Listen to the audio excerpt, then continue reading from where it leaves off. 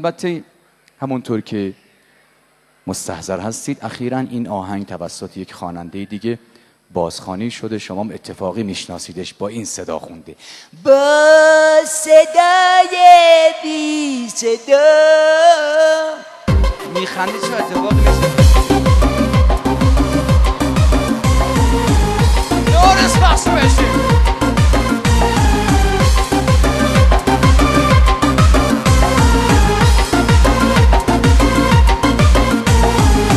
هنو اینجوری به من نگاه نکن، منو با ببینید عزیزان، اجازه بدید من قبل از هر چیز همه چیز رو مشخص کنم. اول از همه سلام. خدا رو شکر میکنم از اینکه یک بار دیگه توفیق این رو دارم در خدمت شما باشم. امشب به امید خدا و همکاری شما این سالن رو ما منفجر خواهیم کرد. اصلا don't worry از این لحاظ. شما بهتر از من میدونید که من رو چه چیزی حساس هستم. محسن دوگانه خیلی تازگی دوگانه سوز کرده اید. من کاملا تو احوالاتش هستم. به اندازه کافی انرژی شما رو گرفت، اما اگر پایه باشید باز هم انرژی فرق هم نمیکنه. بخواد صدای خودش رو کسی آخر رحمتن با روزگار گره کوریه که بخت منه،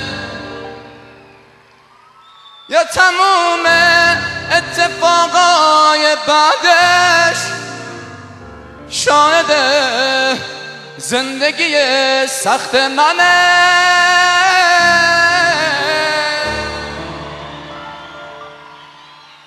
حالا ای بره بگه من یگانم، منم سگانم، سگانه میسوزم اینجا برای شما.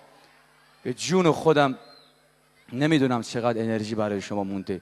اکثر پسرها به اشتباه فکر میکنن که بزرگترین آرزوی دخترها اینه که در زندگیشون یک پسر رویایی پیدا بشه، که اینطور نیست. این اشتباه محضه.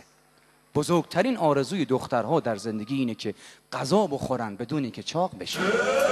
خیلی مهمه.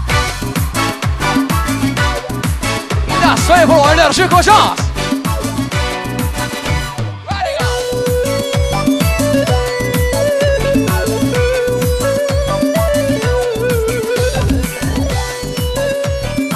آماده اید یا نه؟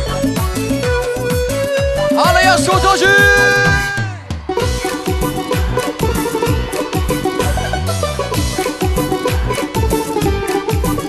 افتخارهای میرزایی خواهش میکنم بزنید.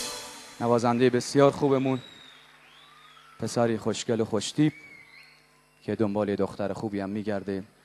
برای من خودش ازدواج کرده. من بدبخت پیر پسر شدم، هیچ کم به ما زن نمیده. حالا آخه موضوع جالبیه. من چند تا جمله میگم، خانم ها میتونن تایید کنن میتونن تایید نکنن، اما بعد از اون ما متوجه میشیم که